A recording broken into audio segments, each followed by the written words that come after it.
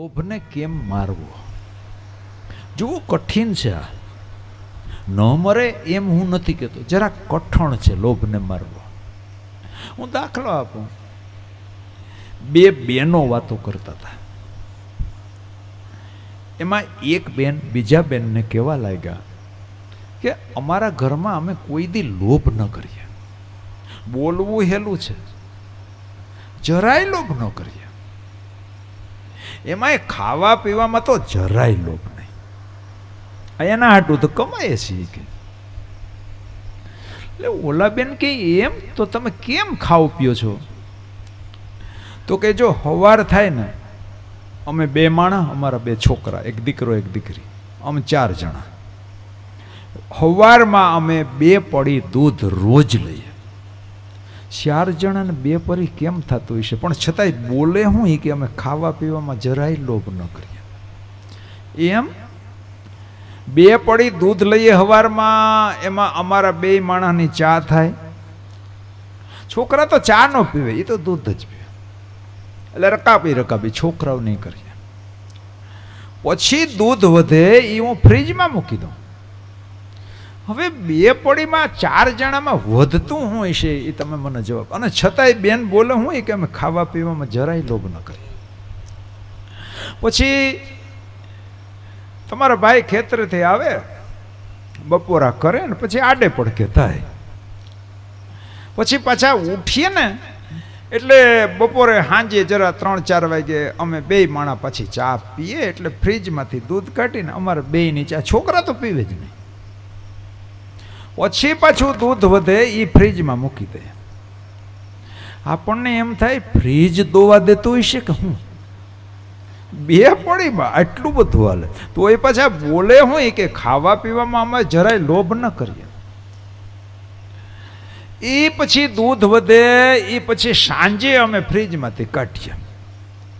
અને જો બહેનોની વાતો આવી હોય, તમારા ભાઈને વાડુમાં ખીચડી તો જોઈએ ને જોઈએ જ. અમારે રોજ ખીચડી થાય. પછી હું ખાઉં ને છોકરાએ ખાય. લુખી ન ખાય એવા ખાવા પીવામાં લોભ નહીં. એ ફ્રીજમાંથી પાછું દૂધ કાઢીને એને 4 જણા દૂધ ને ખીચડી ને 2 પડીમાં હાલે. કદાચ ફ્રીજ દોવા દેતું હશે, ભરાઈ જતું હશે આ બેનની ટોપડી. પછી દૂધ વધે લે એ હું મેળવી નાખું. હવાર થાય ને તા ઢેફા જેવું દહીં હો. ચાકાથી સુધારી લ્યો, ચાકાથી એવું દૂધ અમે લઈએ, મોંઘામાં મોંઘું. પછી જો ટાઢો રોટલો હોય ને એટલે 4 જણા ટાઢો રોટલો ને દહીંમાં ચોરી ને 4 જણા ખાય. ધુબાકા બોલાવીએ, ધુબાકા. પછી દહીં વધે. ઓહો, હવારનું 2 પરીમાં હાલે તોય બીજે દી હવારે પાછું દહીં વધે. વાળું શિરામણ કર્યા પછી પાછું દહીં વધે ના એ હું ગોળીમાં નાખીને વલોવીને સરસ મજાની છાશ તૈયાર કરું. અમે આખો દી ધુબાકા બોલાવીએ છાશમાં, ને આડોહી પાડોહીને કડહા ભરીને દઈએ. બોલો 2 પરીમાં બધું હાલે ને તોય પાછા ખાવા પીવામાં અમે જરાય લોભ ન કરીએ. બહુ સારું. બીજું હું આપણે બીજું તો કંઈ કહેવાય નહીં. લોભને મારવો કઠિન છે. એ કઠિનતા બતાવવા માટે અહીંયા 2 ઉતારો બતાવ્યા. નહીતર એક અવતારમાં હિરણાક્ષ હિરણ્યકશિપુ 2 ભાઈઓને ભગવાન ન મારી શકે. ભગવાન તો મારી શકે, પણ મને ને તમને કઠિનતા બતાવવા માટે ભગવાને કહ્યું મારે 2 જન્મ લેવા પડ્યા લોભને મારવા માટે. બહુ સાવધાન, કરકસર કરવાની, પણ લોભ નહીં. કોઈ હારે નહીં આવે, કોઈ હારે. જેટલા આપણા સ્વજનો ગયા એમાંથી આપણે શીખવાનું છે. કાંઈ લઈને ગયા જરૂરી છે જીવનમાં. કરકસર હું વારે શબ્દ વાપરું છું, પણ જરૂર પડે ના ન્યા પછી લોભ નહીં કરવાનો. આપણા હાટું તો આપણે કમાઈએ. તો લોભને કેમ મારવો? લોભને કેવી રીતે મારી શકાય? નહીતર જેમ લાભ વધે ને એમ લોભ વધતો જાય. તમારે જોવું હોય તો જોજો. ગરીબ માણસ પાસે હોય ઓછું, પણ એવી લીલા ઝૂંપડીમાં કરતા હોય, ખાઈ પીને મોજ કરતા હોય. જેમ જેમ લાભ વધતો જાય ને એમ પાછો લોભે વધતો જાય. ઘણા તો તમે જોજો, જેટલી બેંક હોય ને એમાં ખાતા ખોલાવે, જેટલી બેંક હોય એમાં ખાતા, એમાંય ન ધરાય એટલે પોસ્ટ ઓફિસમાં હવે ખોલાવે ને, ગામમાં પોસ્ટ ઓફિસ એમાં એક ખાતું ખોલાવી નાખે. પછી રોજ એમાં પૈસા મૂકે, રોજ પૈસા મૂકે ને પાછા રોજ સાંજે બધી પાસબુક હોય ને એ રોજ જોવે, પછી એમાં વાંચે, પછી હું બોલે કે આ બેંકમાં ખાતું છે ને એ આ ટાઈમે પાકશે, આ ખાતું આ તારીખે પાકશે, આ ખાતું આ તારીખે પાકશે, આ ખાતું આ તારીખે, પોસ્ટમાં છે એ આ તારીખે. એ બધાય ખાતા પાકી રહે ને ત્યાં એ પોતે પાકી જાય. એ વાપરવા હાટું જીવે એ બીજું. એટલે એના કરતાં જો ધ્યાન દેજો, પૈસાની ભગવાને મને તમને સંપત્તિ આપી, 3 જગ્યાએ વાપરવાનું કીધું. ખાવો, પીવો, સાંભળજો, આ સાંભળેલું છે ખાલી યાદ અપાવું. ખાવો, પીવો અને વિગતે વાપરો. શબ્દ સાંભળજો, વિગતે, વેડપતા નહીં પણ વિગતે. આ પરિવાર જો વિગતે વાપરે છે. આ વાવેતર કેવું આ લોકોની, આ ખેડ તો જુઓ 8 દિન આ લોકોની. ભગવાન એક ભાજીનું પાંદડું ખાઈને એનું ઋણ નથી રાખતો, તો આ લોકોનું ઋણ ભગવાન ઉપર કેટલું બધું ચડી ગયું તમે જુઓ તો ખરા. 8 દીથી ભજન અને ભોજન પ્રસાદ, કેટલા જીવો અહીંથી આનંદ લઈને જાય, કેટલાય જીવો તૃપ્ત થઈને જાય છે. કથાનું પાન કરે, વા ભોજન કરે, એને કેટલી તૃપ્તિ મળતી છે તમે વિચાર તો કરો. કોઈ જીવ હું જોઉં છું, આ જોયેલું હું તમને કહું, અને તમે પણ જુઓ છો. આ 6થો દિવસ છે, 5 દિવસથી કોઈ જીવને મેં ઉદાસ થઈને જતો જોયો નથી.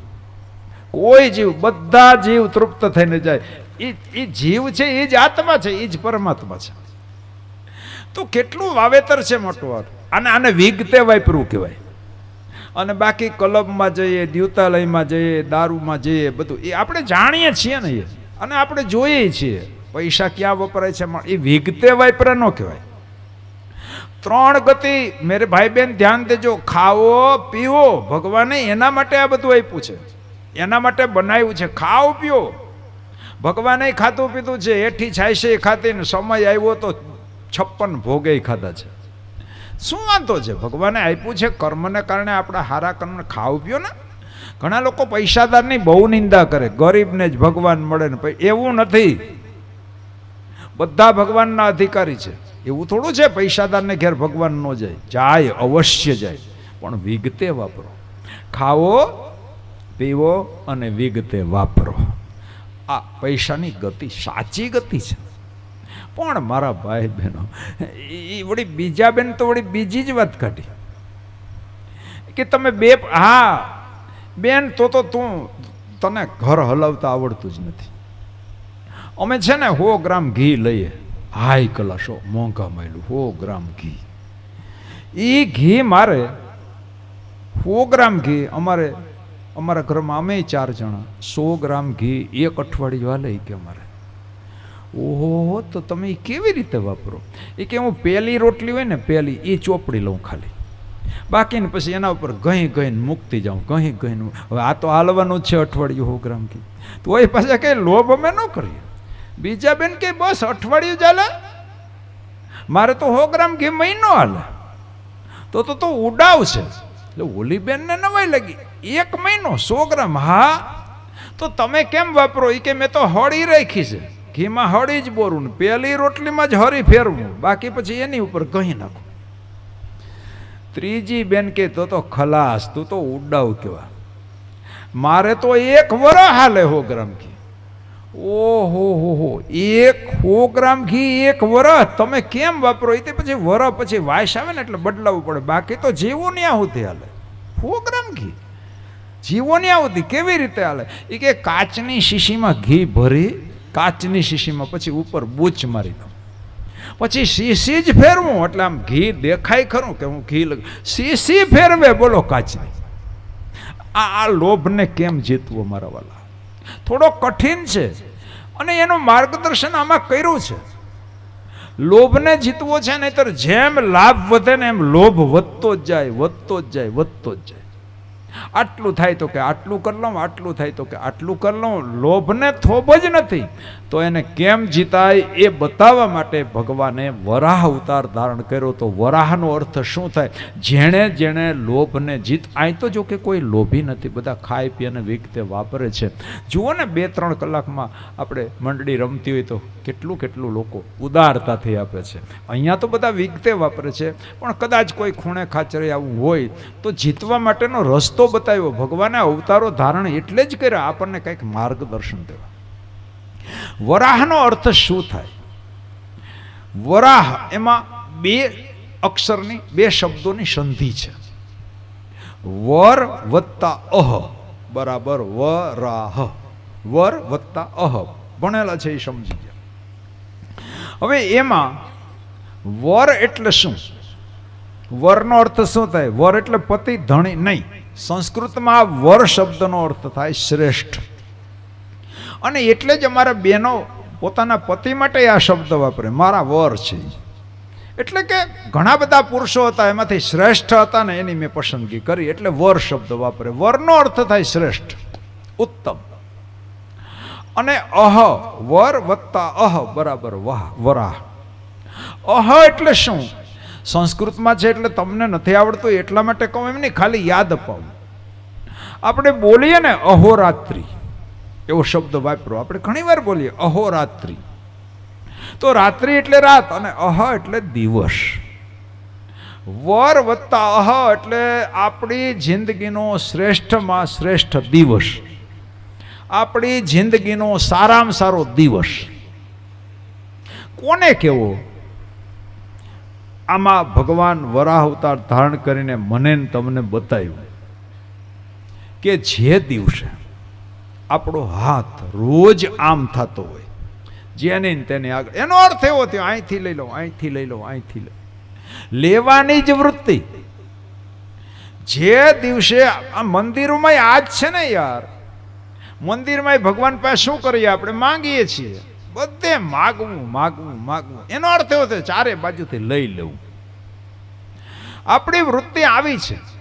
જે દિવસે આપણો હાથ આમ હોય રોજ, જે દિવસે આમ હોય ને એમાંથી આમ થઈ જાય ને તેથી સમજી લેવાનું આ જ વરાહ ભગવાનનું પ્રાગટ્ય થઈ ગયું. ખલાસ. અઘરું છે હો, આમમાંથી આમ થવું બહુ અઘરું છે. દેવું એટલે મારા વાલા અસંભવ છે. હું દાખલો આપું. એક શેઠ શ્રીમંત, આખા ગામમાં એના જેવો કોઈ શ્રીમંત નહીં. એક દિવસ બપોરા કરી, ઓસરીમાં ખાટ હતી, હિંડોળો, એના ઉપર હોપારી ખાતા ખાતા હિંચકે શેઠ. એમાં એક ભિખારી આવ્યો અને કહ્યું, શેઠ કંઈક આપો ને. આપે, કામ કરો કામ કરો. સલાહ આપી, બીજું કંઈ ના આપ્યું.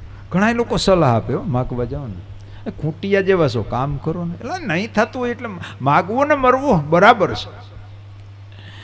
એમાં બધા ભિખારીઓ જેટલા ગામના હતા ને એક ઝાડવા નીચે ભેગા થયા કે આખું ગામ આપે પણ આ શેઠ કોઈ દી કોઈને કાંઈ આપતા જ નથી. એમાં એક ભિખારીએ કહ્યું, હવે એમાં કઈ મોટી વાત છે, હમણાં હું શેઠ પાસેથી લઈ આવું. કઈ મોટી વાત છે? કાંઈક ને કાંઈક લઈને આવો. ઓલો કે રેવા દે ભાઈ, ચંપલ ઘાઈ ગયા ભિખારીઓના, આપણા ચંપલ ઘાઈ ગયા, એ કોઈ દી કોઈને કાંઈ આપતો. અરે હમણાં લઈ આવું. તો જા. એટલે બધાની જેમ ઓલો ભિખારીએ ગયો, શેઠ શું છે? બાપજી બીજું કંઈ મારે નથી જોતું, તમે ભોજન કરી લીધું છે? હા કરી લીધું. તો લે જમવું તો જોઈએ ને, ટાઈમ થાય એટલે ખાવું તો જોઈએ ને. તો એક કામ કરો, તમે બધાએ જમી લીધું હોય ને તો ભોજનમાં કાંઈ વૈધું ઘટ્યું, હું એમ નથી કહેતો મારા હાટું બનાવો અલગ, જે કાંઈ વૈધું ઘટ્યું હોય ને ટુકડા એ મને આપો. હવે આને તો કાંઈક જોતું હતું જ. શેઠે જવાબ આપ્યો, એમ વૈધું તો છે પણ તારા માટે છે, તારા હાટું અમે રાંધીએ, તારા હાટું અમે કમાઈએ છીએ. તો શેઠ વૈધું ઘટ્યું તમારે નાખી જ દેવાનું છે. નારે ના કોણે કહ્યું નાખી દેવાનું? એ શેઠાણીને મેં સૂચન કર્યું જેટલું વધુ ઘટે નહીં ફ્રીજમાં મૂકી દેવા. ફ્રીજે તો ઓટલા વેરા, ફ્રીજ આવ્યું તેથી આવતા આપણે આપતા બંધ થઈ ગયા. ટાટું હોય બધું ફ્રીજમાં, વળી ગરમ કરી કરીને ખાઈએ. ગામડામાં હજી આ પ્રેમ જળવાઈ રહ્યો છે. પણ અમારે તો હવે ફ્રીજ આવી ગયા ને કે અહીંયા આવ્યા ખબર નહીં, મને બહુ ખબર નથી. જે વધે એ ફ્રીજમાં, જે વધે વળી પાછા ગરમ કરીને ખાઈએ. ટુકડે સે ટુકડા કરી દેના મેરે ભાઈ. હા, ટુકડામાંથી ટુકડો કરીને આપણે આપવાનો છે. આપણે આખો રોટલો ખાતા હોય, કોઈ 3 દિનનો ભૂખો આવ્યો, આખો આપી દો, આપણે તો એક ટાઈમ ભૂખા રહેવાનું છે. કેટલો સંતોષ થાય, કેવા આશીર્વાદ મળશે. અને આખો ન અપાય તો અડધો, અડધો ન અપાય તો પા ન અપાય તો ટુકડે સે ટુકડા કરી દેના મેરે ભાઈ. આ આપણી સંસ્કૃતિ છે, આ આપણી સંસ્કૃતિ છે. આપણે જમવા બેઠા હોઈએ, કોઈ ભૂખો આવે, હું 3 દિનનો ભૂખો છું, આપણો રોટલો અને છાશ ને ડુંગળીનો દડો આમ એને આપી દઈએ. મેરે ભાઈ બહેન, આ સંસ્કૃતિ છે આપણી, આપવાની સંસ્કૃતિ છે આપણી. અને સંસ્કૃતિ કહેવાય. અને ભૂખ ન લાગી હોય છતાંય ખાઈએ, ભૂખ લાગે ને ખાઈએ, એ પ્રકૃતિ છે. ભૂખ લાગી હોય ને બીજાને આપી દઈએ, એ સંસ્કૃતિ છે. ભૂખ લાગી હોય ને ખાઈએ, એ પ્રકૃતિ છે. ભૂખ લાગે એટલે ખાઈએ, આ તો પ્રકૃતિ છે ને, નેચરલ છે. ભૂખ લાગી હોય, ન લાગી હોય ને છતાંય ખાઈએ ને, એ વિકૃતિ છે. આ 3 વસ્તુ, વિકૃતિ, પ્રકૃતિ અને સંસ્કૃતિ. શેઠે કહ્યું, નારે ના, એ તો અમે પછી ફ્રીજમાં મૂકી દઈએ ને ગરમ કરીને પાછું ખાઈએ. ઠીક, કઈ વાંધો નહીં શેઠ, એક કામ કરો, આને કંઈક લેવું તું. તમારા જૂના કપડાં હોય ને, જૂના કપડાં ફાટેલ તૂટેલા, અમે થીગડા મારી દેવું, હા જર્જરી ગયા હોય એવા જૂના, એ તો તમારે નકામા છે ને, એને તમારે શું કરવા? એ કપડાં મને આપી દો. શેઠે જવાબ આપ્યો, એમ જૂના કપડાં તને એમ લાગે અમે ફેંકી દેતા હશું એમ, નકામા. અરે ચોમાહું આવે ને, એ જૂના કપડામાંથી તો મારી પત્ની ગોદડા બનાવે. કપડાં થોડા ફેંકી દેવાય, કપડાં થોડા જૂના થઈ જાય, ફાટી જાય એટલે બીજાને આપી દેવાય. ભાઈઓ ધ્યાન દેજો, સાંભળવા જેવી છે આ કથા.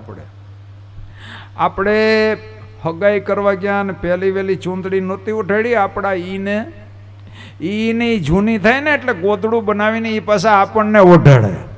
ઘણાય ઓઢે છે, ઘણાયના અનુભવો છે એના, બહુ ધ્યાન રાખજો. જૂનું વસ્ત્ર થાય એ કોઈને આપીએ, ઉપયોગી બનીએ મારા ભાઈ બહેનો. નવું ન દેવાય તો કાંઈ નહીં, કમસે કમ. પણ તમે જોજો, લગભગ આજ ઘેર જઈને ગોદડું તપાસજો, ખબર પડશે. જૂની હાળી ચડાવેલી છે, દેવાય કોઈને, દેવું અઘરું છે. આમ હાથ થાય જ નહીં. એમ શેઠ, તમારી પાસે અનાજય વધારાનું નથી, વસ્ત્રોય વધારાનું નથી, તો એક કામ કરો, તમને ઠીક લાગે ના, તમને ઠીક લાગે, તમારા ઘરમાં નકામાય વસ્તુ હોય ને એ મને આપી દે. તમને કામની ન હોય, તમારે અમથું ફેંકી દેવાનું હોય. કોણે કીધું ફેંકી દેવાનું? મારા ઘરમાં કંઈ ફેંકી દેવાનું છે જ નહીં. એટલામાં શેઠાણી જમી લીધું ને, એટલામાં પેલી હુપડીમાં વાળી ચોડીને બધો કચરો નાખવા જતા હતા, ધૂળ ને બધું એમાં ભેગું. અને શેઠે બરાબર જોયું, એણે વિચાર કર્યો, આ લપિયો જાહે નહીં, એટલે હુપડીમાંથી ખોબો ભરી ધૂળનો, અને ઓલાને કીધું, લે આ નકામું છે કે આ શેઠાણી ફેંકવા જાય છે. અને ઓલો રાજી થતો આવ્યો, ઓલા વાહ બેઠા હતા ને 4 જણા રાહ જોઈને પાસે, એવો રાજી થયો, એવો રાજી થયો, એ શેઠે મને આપ્યું, એ શેઠે મને આપ્યું. ઓલા 4 જણા કે પણ હું આપ્યું? એ તો કે આપ્યું, આ જો ને ખોબા, કે ધૂળ. અરે ભલા માણા, તું ધૂળ લઈને આવ્યો, તને શેઠે ધૂળ આપી? પેલા ભિખારીએ બહુ સરસ જવાબ આપ્યો, આજ ધૂળ આપી ને એ બાને એનો હાથ તો વૈરો, એ હાથ વરી ગયો ને, આજ ધૂળ આપી, કાલ કંઈક બીજું આપશે. આનો હાથ જ ક્યાં વરતો હતો? આ હાથ ન વરે ને એ જ હિરણાક્ષ. આમ હોય આમ ન થાય, એનું નામ જ હિરણાક્ષ. હવે આ લોભને કેમ મારવો? એટલે ભગવાને કહ્યું, વરાહ. વર એટલે શ્રેષ્ઠ, અહ એટલે દિવસ.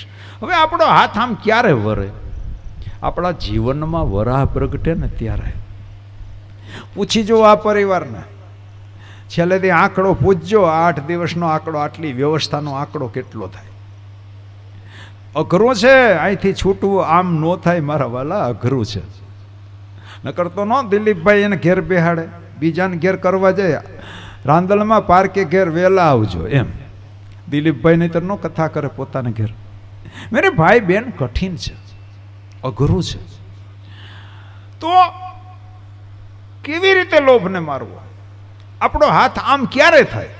વરાહ ભગવાન કે મારા નામમાંથી જ શીખો ને, અને મેં કર્યું એ કરો, એટલે તમારા જીવનમાં આ બધું થઈ શકે, લોભ મરે. વરાહ ભગવાને શું કર્યું?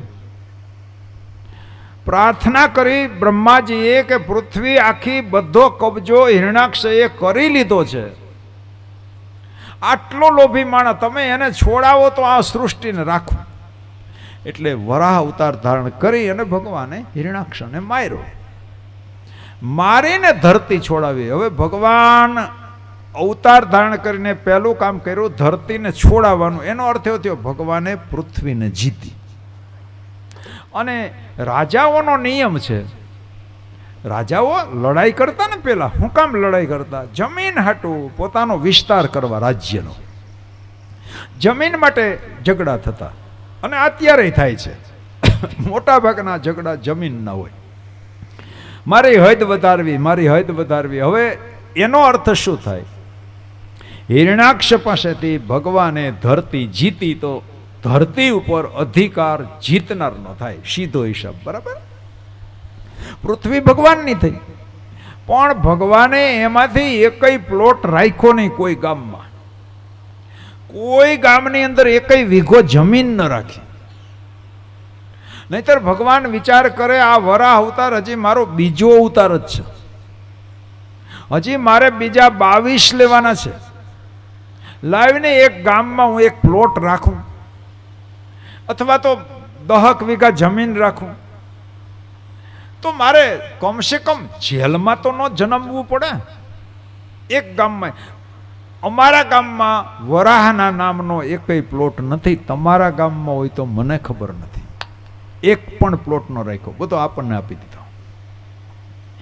એક પણ વીઘો જમીનનો ન રાખ્યો, આપણને સોંપી દીધો. મનુ અને શત્રુપા પ્રથમ રાજા રાણી થયા, એને સોંપી દીધો. મનુ એટલે માનવ અને શત્રુપા એટલે 100 પ્રકારના.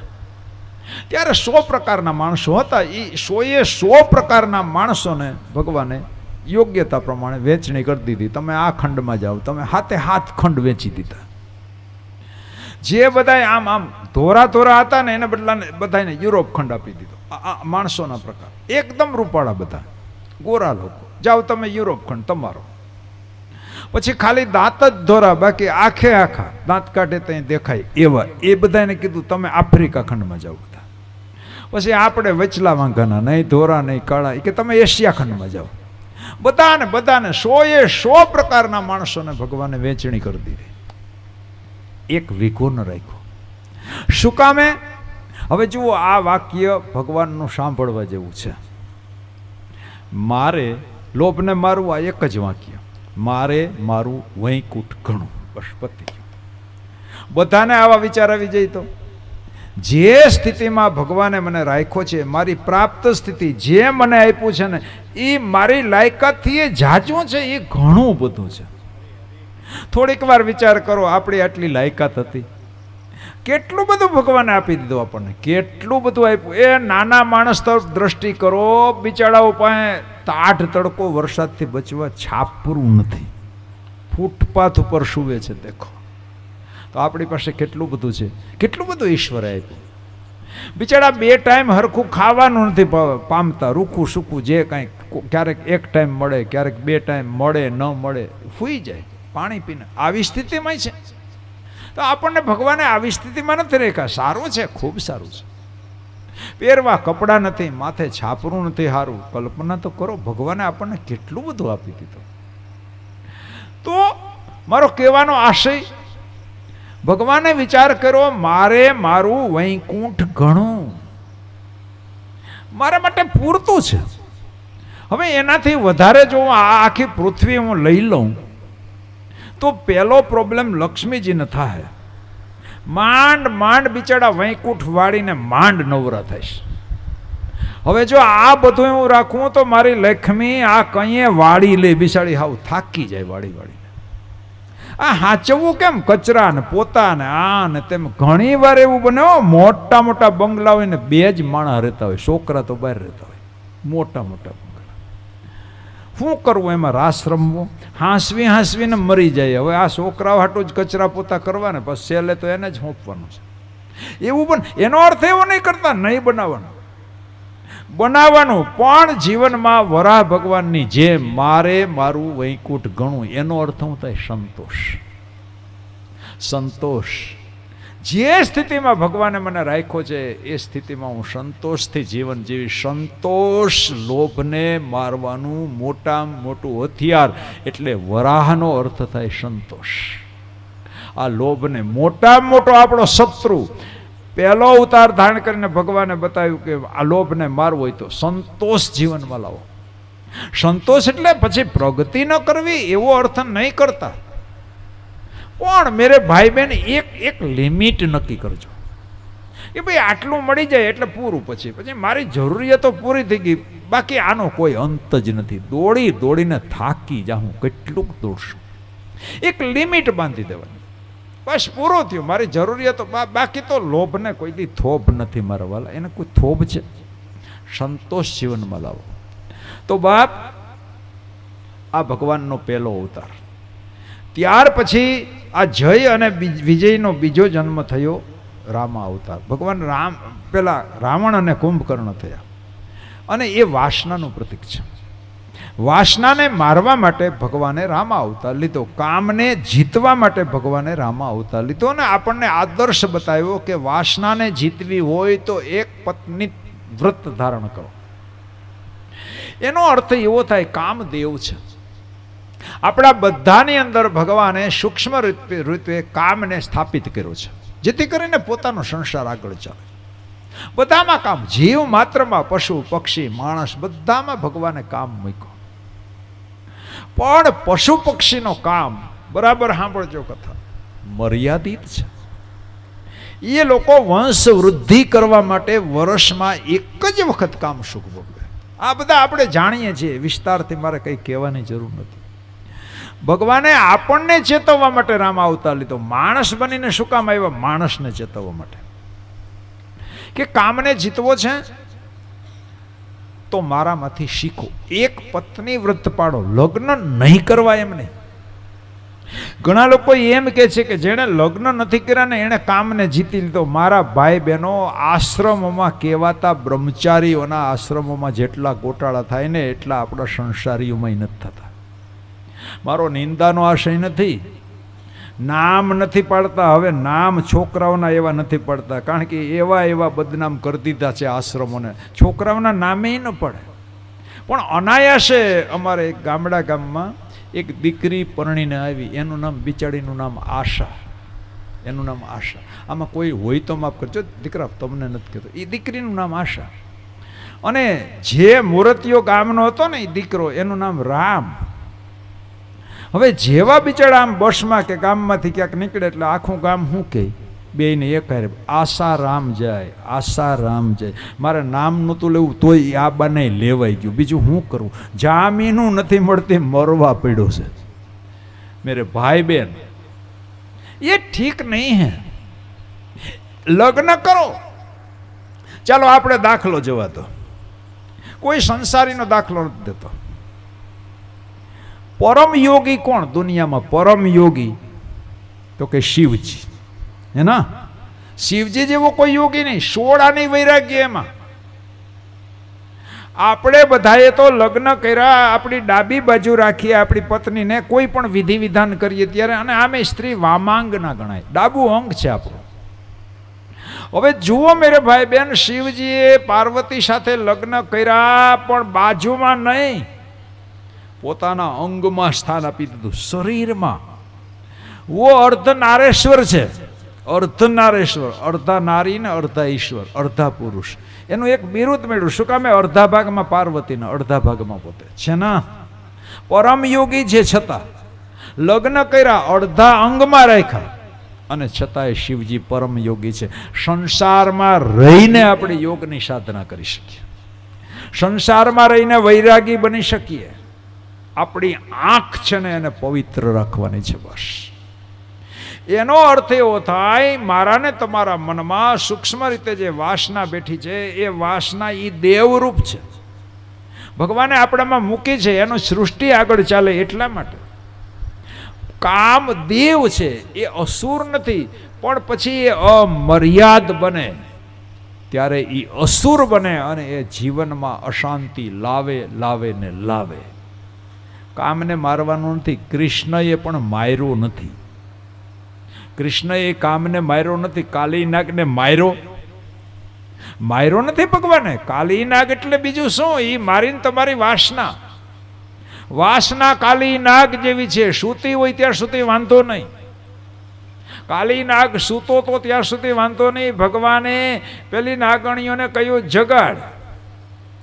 જગાડ તારા નાગને. શું કામે? એ વાસના દૂષિત કરતી હતી આજુબાજુના વાતાવરણને. યમુનાના ધરાને, યમુનાનો ધરો એટલે ભક્તિનો ધરો. આપણે બધા ભક્તિના ધરામાં છીએ. હું ને તમે સાવધાન ન રહીએ તો આવો નાગ વાસના રૂપી ભક્તિને દૂષિત કરી નાખે. આ હકીકત છે. તો શું કરવું? કામને મારી નાખવો? કૃષ્ણ કે નહીં, મારવાનો નહીં તો મારી સૃષ્ટિ આગળ ન ચાલે. તો શું કરવાનું? તારા નાગને જગાડ. અને નાગણીઓએ પહેલા વહેલા તો વિનંતી કરી. 3 વસ્તુ નાગણીઓએ કૃષ્ણ ઉપર અજમાવી. સામ, દામ, દંડ અને ભેદ. 4 પ્રયોગ કર્યા નાગણીઓએ. પેલા સામ એટલે સમજાવ્યો. એ ભાઈ વયો જા. આ મારો નાથ છે ને, એ બીજી ભાઈતનો છે. એ તને માર્યા વગર નહીં, તું વયો જા. સમજાવ્યો પેલા. સામ. પછી દામ. દામ એટલે પૈસાની લાલચ આપી. એ કે અમે જેટલું છે ને બધા હોનાના દોરા પહેર્યા ને દામ, એ બધાય અમે તને આપી દઈએ હોનાના દોરા, પણ તું ભાઈ વયો જા. પેલા સમજાવ્યો, પછી લાલચ આપી. દામ, સામ, દામ. પછી દંડ બતાવ્યો. કયો દંડ બતાવ્યો? કે આ જાગશે ને તો તને મારશે. દંડ.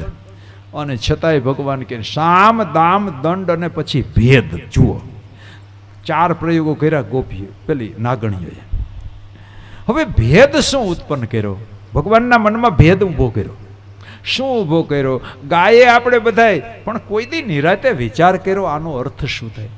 એ આપણે શીખવાનું. એટલા માટે નરસૈયો એટલે આ પ્રભાતિયું લખીને ગયો કે તમે ધ્યાન રાખજો, આ 4 પ્રયોગ તમારા ઉપર થાય, પણ વાસનાને જીતજો. લલચાઈ ન જતા સામ, દામ, દંડ અને ભેદમાં. ભેદ શું પાડ્યો? એક નાગણીએ ભગવાનને શું કીધું? તમને આવડે પણ મને ખબર છે તમે મને જવાબ નહીં આપો. મને ખબર છે 6 તિથ્યા નથી આપતા, આજ થોડા આપે.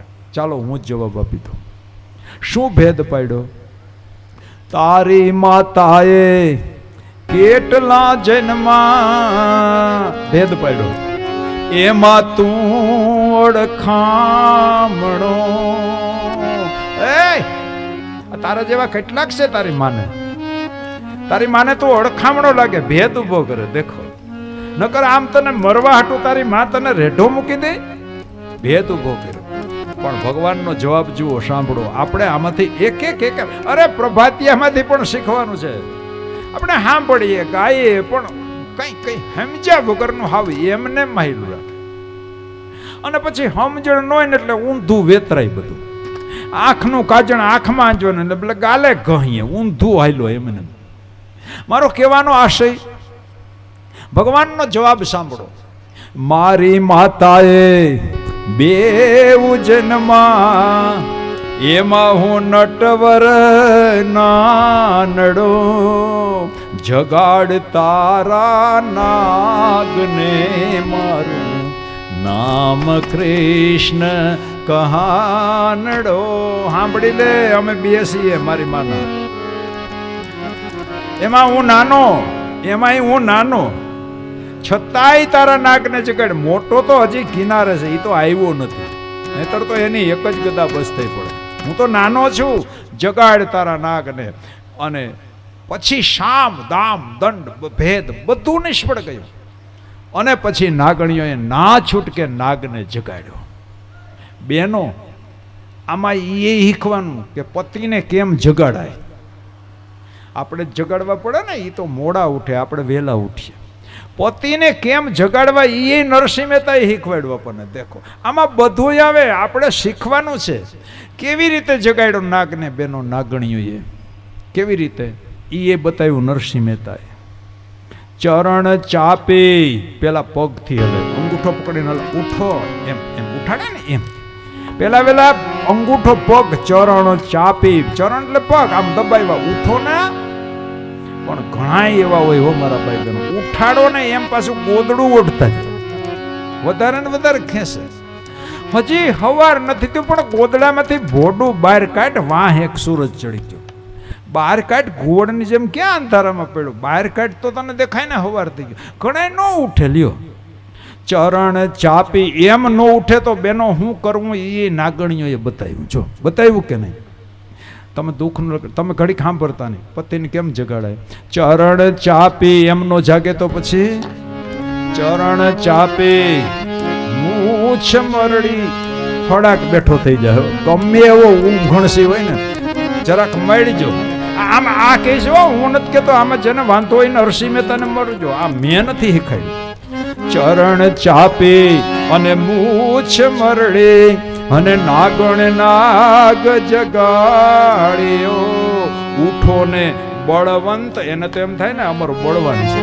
બધા બહેનો ને એમ જ હોય, તમારા ભાઈ બહુ શક્તિશાળી. ઉઠો ને બળવંત કોઈ બાળક આપણે આંગણે આવ્યો ને. જ્યાં મૂછ મળી ને ગમે એવો ઊંઘણસી નાગ ઉભો થયો. 1000 ફેણ વાળો નાગ, આંકડો લખ્યો 1000 ફેણ.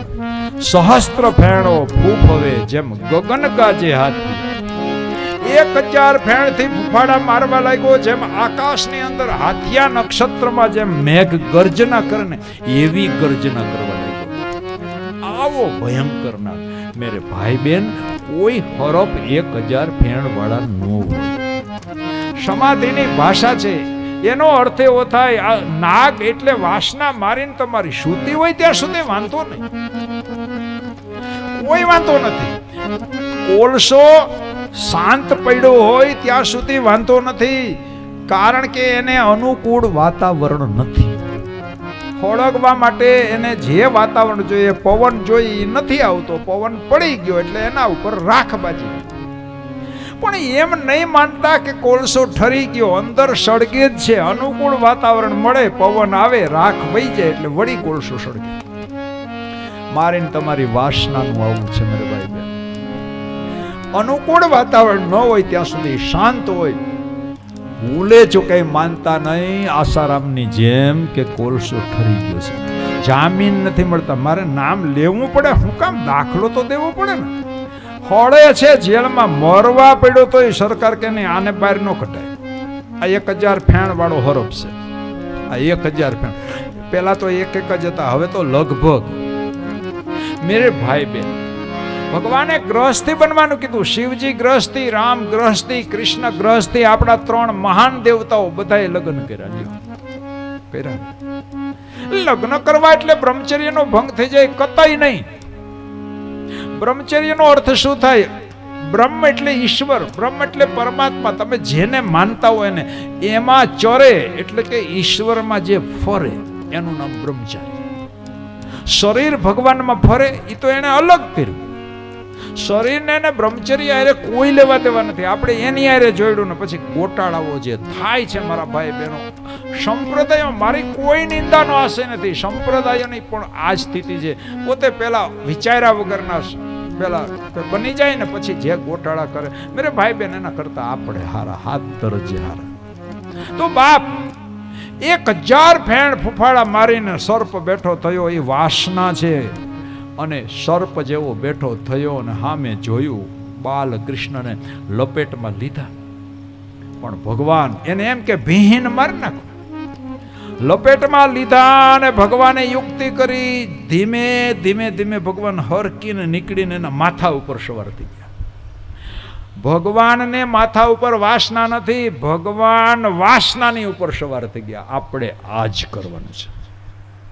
સવાર થઈને એને નાથ મોયડો પહેરાવી દીધો. એને નાથો, નાથ મોયડો આખલો ગમે એવો એને નાથ મોયડો પહેરાવી દો એટલે ખલાસ. પછી એનો જોર ઘટી જાય. નાથ મોયડો પહેરાવી હાથમાં રાખીને ભગવાન નાચવા લાગ્યા વાસનાની ઉપર. મારા ભાઈ બહેનો, આપણે આ જ કરવાનું. આનું નામ જ બ્રહ્મચર્ય. લગ્ન કરવાના ઈશ્વરે આપણને એના માટે સર્જ્યા છે કે તમે મારી સૃષ્ટિને આગળ ચલાવો, પણ વાસનાની ઉપર તમે નાચજો. આપણા ઉપર વાસના સવાર થવી જોઈએ નહીં. એનું નામ એક પત્ની વ્રત. આ વાસનાને મારવાની નથી, વાસનાને જીતવાની છે. રામે આદર્શ બતાવ્યો, એક પત્ની વ્રત. અને પછી તો નાગણીઓ જે મૂંઝાણી છે, કારણ કે લોહીના ટસિયા માંડ્યા ફૂટવાને, ધીમે ધીમે ધારું શરૂ થઈને, અને પછી નાગણીઓએ વિનંતી કરી, છોડી દે, છોડી દે, છોડી દે. ભગવાને શું કીધું? નો મૂકવું કે આનું માથું તો હું હારી આવ્યો છું મથુરામાં જુગાર રમતા રમતા. અરે યાર લેવા દે, આની લીલા અદભુત, એ રમે. પણ નાગણીઓને ડર બતાવ્યો. ડર શું કામ બતાવ્યો? કે આ ધરો, ભક્તિનો ધરો છોડી ના જતા રહે, એ ઈરાદો છે ભગવાન. મથુરા નગરીમાં જુગટું રમતા નાગનું શીશ હું હાર્યો. હવે એ કંઈ ગયું હશે ત્યાં કંસાયરે રમવા, પણ એ એક એક એને જે કરવું છે લીલા કરે છે ઠાકોર. જે કરવું છે એ થઈ શકે એટલા માટે ભગવાને આમ કહ્યું. અને નાગણીઓ ગભરાણી. તમે એનું ડોકું, હા ડોકું કાપીને અટાણે તો નાચ્યું છું, હમણાં જોઉં ઘડીક વાર પછી ઉડાણું કે નહીં, હું આ હારીને આવ્યો છું, મારે અહીંયા પહોંચાડવાનું છે. અરે તારી ભલી થાય. અને પછી નાગણીઓ ગભરાણી.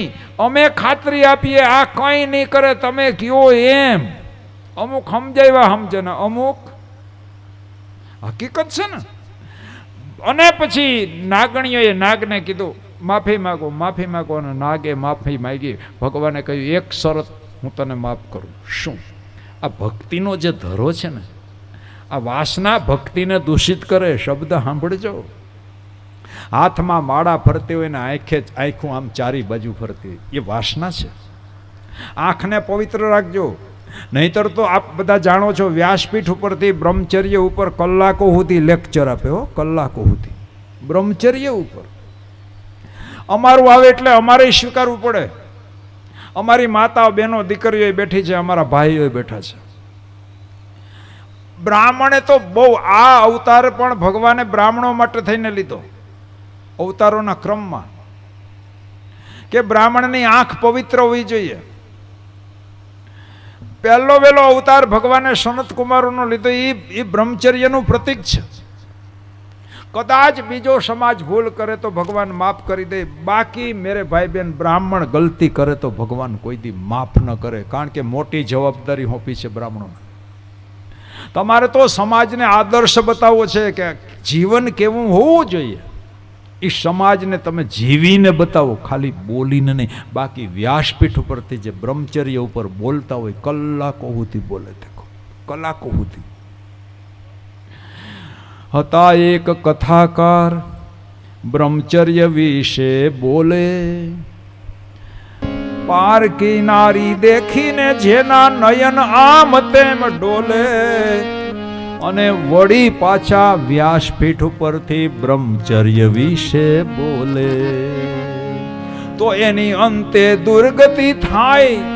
તો એમાં બિચારી કથાઓ પણ શું કરે?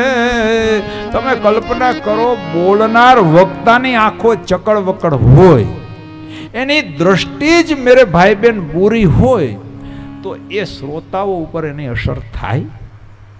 બ્રાહ્મણ ઉપર મોટી જવાબદારી બહેનો દીકરીઓ ભાઈઓ મૂકી છે ભગવાને. તો એક શરત, ભક્તિમાં તો વાસના બહુ પજવે. હાથમાં માળા ફરતી હોય ને આંખું એ ફરતી હોય, પછી એટલે ભાઈ મૂકી દે ને યાર. એના કરતા શું કામે દંભ કરે છે?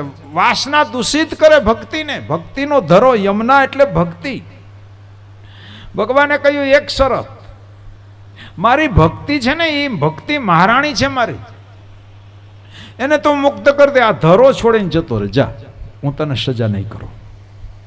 અરે પણ નાગ કે આમ આ મૂકીને અમે ક્યાં જઈએ? તારે જ્યાં જવું અહીંયા જાય, એ તારે નક્કી કરવાનું. બાકી આ ધરો છોડાવવા જ હું આવ્યો છું ભક્તિમાં. પણ બાપા એ કે મને બીક લાગે છે. નાગ કે છે ભગવાનને. પ્રભાતિયું બધાએ સાંભળ્યું, પણ કોઈ દી નિરાતે વિચાર કર્યો આમાં શું કહેવા માંગે છે. વિનંતી કરી નાગે, ભગવાન મને બીક લાગે છે. ભગવાન કે કોની? ભગવાન તમારા વાહનની. અને હરપને વાહનની બહુ બીક લાગે, એટલે બિચારા ભોણમાં પડ્યા હોય. બહાર નીકળે ને કોકની ગાડી હેઠે કસડાઈ જાય. કે ભગવાન તમારા વાહનની મને બીક લાગે. એમ કયો વાહન? રથ? નહીં, રથ નહીં. તમારું ગરુડ વાહન છે ને, જે મૂળ એની કે અમને બીક લાગે છે. આ તમારું વાહન છે ને, અમને ભાયડા નથી મૂકતું. જેવા અમને ભાયડાને ઝપાટો બોલાવે, અને સર્પનું વેરી ગરુડ આપણે બધા જાણીએ છીએ. જા, હું તને વચન આપું, બસ આ ધરો છોડી દે, મારું વાહન તને નહીં પજવે, જા વયો જા. અને પછી બધાય બિચારા ભોણમાં વયા ગયા. બધાય ભોણમાં છે ને, હરપનું દર હોય, દરની અંદર બધા વયા ગયા. નહીં પજવે, જાઓ બીજું ઠેકાણું ગોતો. અને ભગવાને ભક્તિને શુદ્ધ કરી. મેરે ભાઈ બહેન ધ્યાન દેજો, આપણે બધા ગાઈએ છીએ ને, ગાવું જોઈએ, અવશ્ય ગાઓ. મારો કોઈ વિરોધ નથી, સારું એ ગાવું જોઈએ ને, મારે થોડો વિરોધ કરે. પણ જ્યારે જ્યારે કોઈ સંત મળે ને, આપણે આવું ગાઈએ ને, ત્યારે ભાવથી ગાજો, સમજીને ગાજો. શું સંતોની પાસે શું માગવું? કેવલ ભક્તિ નહીં, ખાલી એમને માગતા મારી ભક્તિ વધે એવું વરદાન આપો, એમ નહીં. કેવી ભક્તિ માગવાની? બધાએ માગી છે, હું ખાલી યાદ અપાવું. હવે પણ સમજીને માગજો. હવે હે સંત બાપા મહાત્મા, મને એવી ભક્તિ આપો. કેવી? શુદ્ધ ભક્તિ વધે મારી પૂર્ણિમા જેવી. શુદ્ધ ભક્તિ વધે મારી પૂર્ણિમા જેવી. શુદ્ધ ભક્તિ વધે મારી પૂર્ણિમા જેવી. શુદ્ધ ભક્તિ વધે મારી પૂર્ણિમા જેવી. એનો અર્થ શું થાય? એ સંતો, મારી ભક્તિ કેવી, મારી ભક્તિમાં વૃદ્ધિ થાય, પણ કેવી શુદ્ધ. હવે આપણને એમ થાય ભક્તિ દૂષિત હોય, સમજાયું કે નહીં? હમણાં ભક્તિનું પહેલું દૂષણ સમજાયું. ઘણા દૂષણો છે, આગળ આપણે શીખશું બપોર પછીની કથામાં. ભક્તિનું પહેલું દૂષણ છે મારા ભાઈ બહેનો, વાસના. આ વાસના શુદ્ધ ભક્તિ, બધામાં ઈશ્વર દર્શન, એનું નામ શુદ્ધ ભક્તિ. કોઈ બેન, કોઈ દીકરી, કોઈ માતા તરફ, કોઈ ભાઈ તરફ મારી દ્રષ્ટિ જાય, બહેનો તરફ દ્રષ્ટિ જાય તો એમાં મને સીતા દેખાય, ભાઈઓ તરફ દ્રષ્ટિ જાય તો એમાં મને રામ દેખાય. આ શુદ્ધ ભક્તિ છે. આ ભક્તિ, આ દ્રષ્ટિ જેદી આવીને એનો અર્થ એવો થાય એક પત્નીત્વ. બસ રામે આદર્શ બતાવ્યો. એટલે આપણે માગવાનું શું? મારી ભક્તિ વધે, પણ અશુદ્ધ નહીં. ભક્તિ પણ અશુદ્ધ હોય. પછી બપોર પછીની કથામાં બે અશુદ્ધિ પાછી આવશે, ત્યારે હું બતાવીશ. તો શુદ્ધ ભક્તિ વધે મારી પૂર્ણિમા જેવી. શુદ્ધ ગાવને યાર, વધે પ્રેમથી ગાવને. હવે બે બીજરી પૂર્ણિમા જેવી. શુદ્ધ ભક્તિ વધે મારી પૂર્ણિમા જેવી. શુદ્ધ ભક્તિ વધે મારી પૂર્ણિમા જેવી. પાછું સંત પાસે આપણે ચોખવટે કરી. શુદ્ધ ભક્તિ મારી વધે, પણ કેના જેવી શુદ્ધ ભક્તિ? તો કે પૂનમ જેવી, પૂર્ણિમા જેવી. પૂનમનો ચાંદ હોય ને, એને પૂર્ણિમાનો ચંદ્ર કહેવાય. એકમ નદી ચંદ્ર હોય, જરા જરા ઓછું અંજવાળું હોય, બીજમાં વધે, ત્રીજમાં. પણ પૂનમના ચંદ્રનું તો જે અંજવાળું હોય, એની શુદ્ધતા હોય, એવી ભક્તિ ભગવાન મારી વધે. એક ડાઘ ન હોવો જોઈએ મારી ભક્તિમાં. 16 કળાએ ખીલેલો ચંદ્ર, એવી મારી ભક્તિ 16 કળાએ ખીલે. એટલે માગ્યું. અને એટલે જ બીજી પંક્તિ, સૌ સંતો આશીષ સદા દે જોયે. સૌ સંતો આશીષ સદા દેજો. સૌ સંતો આશીષ સદા દે જોયે.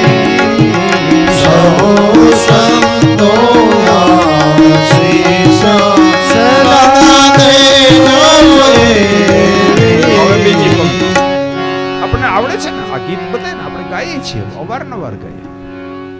હવે જુઓ, શુદ્ધ ભક્તિ કોને કહેવાય એની ચર્ચા આપણા બે મહાન ગ્રંથોમાં થઈ છે.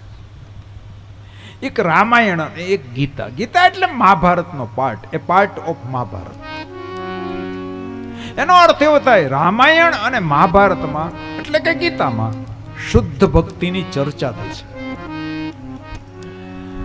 રામાયણમાં શુદ્ધતા કોને કહેવાય એ બતાવવા માટે, આદર્શ બતાવવા માટે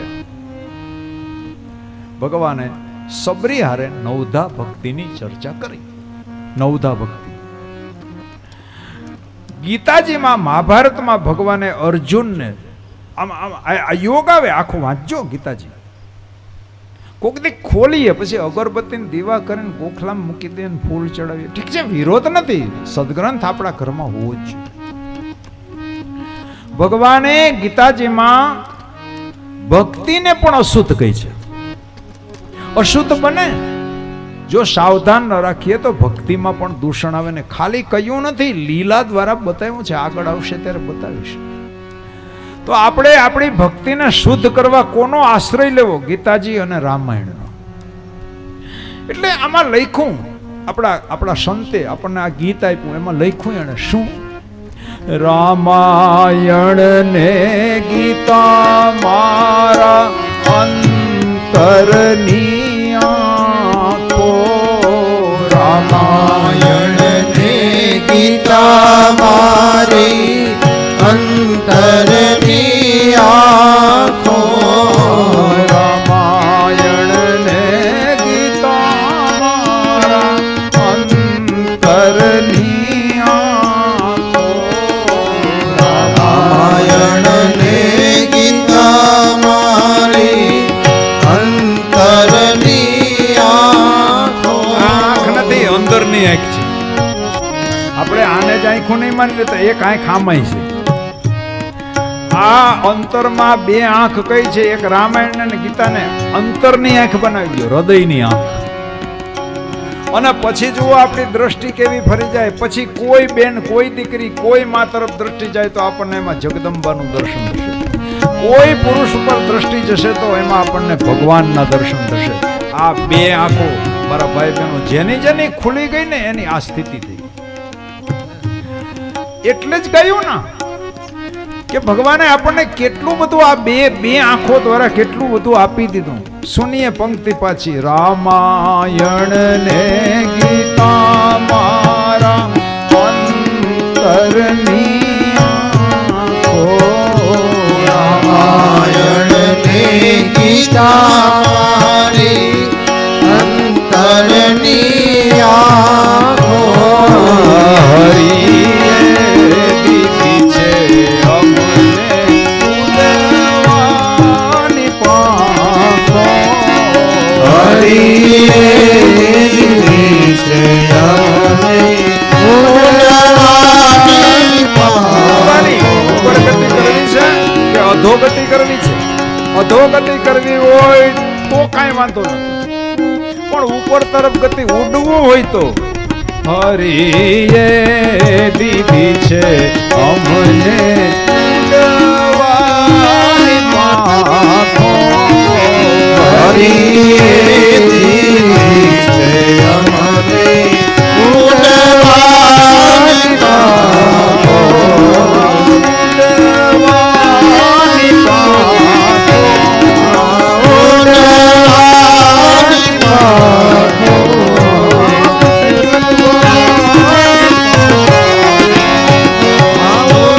ઉડવાની પાંખો. કેવી પાંખો હોય કે નહીં, પણ હાવ ગાય ગઈ ને ઘોડા બેહાડી દીધા. આ આંખું આપણી ખુલતી કેમ નથી? કોઈ માતા, કોઈ બેન, કોઈ દીકરીની પર પુરુષ ઉપર નજર જાય તો એમાં એને ભગવત દર્શન થયું છે. કોઈ પુરુષની પર સ્ત્રી ઉપર નજર જાય તો એમાં માં ભગવતી દેખાવા જોઈએ. એ કામને જીતવાનો સહેલામ સહેલો રસ્તો છે. હું સહેલામ સહેલો રસ્તો બતાવું.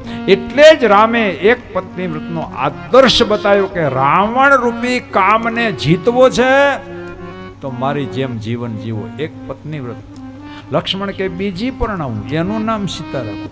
એ ભાઈ તું કોને સમજાવે છે? આદર્શ બતાવવા માટેનો સંવાદ છે, બાકી કઈ રામ માટે ને લક્ષ્મણ માટે શું કેવું? મેરે ભાઈ બહેન, ભગવાને પણ લગ્ન કર્યા છે. ગ્રહસ્થી 4 આશ્રમમાં ગ્રહસ્થાશ્રમ છે ને શ્રેષ્ઠ છે. આપણે જે ગ્રહસ્થી છીએ ને શ્રેષ્ઠ છીએ, 4માં શ્રેષ્ઠ. શું કામે? ભગવાને પણ જ્યારે જ્યારે અવતારો ધારણ કરે ને ગ્રહસ્થીને ત્યાં અવતારો લીધા છે. કોઈ આશ્રમોમાં ભગવાન નથી જન્મ. મારો નિંદાનો આશય નથી, હોય ક્યાંક ક્યાંક સારું હોય, પણ મેરે ભાઈ બહેન અપવાદ ન બની શકે. નિયમ હોય અપવાદ નિયમ થોડો બની શકે. કોઈ સારું હોય બધે ખરાબ હોય એવું કહેવાનો મારો આશય. બાકી આપણે બધા જાણીએ છીએ એટલે મારે આમાં કઈ વધારે પડવું નથી. આપણે હાથ દરજ્જા આપણી આ નજર થઈ જવી છે. ન સમજાણું હાવ તુલસીદાસ સાર કહી દે. આ કલાકથી હું બોલું ન સમજે ને તો તુલસીદાસ 2 જ પંક્તિમાં સાર કહી દે. પરધન હાથ ન જાલીએ, જીવન જીવન હાવ હેલા રસ્તા.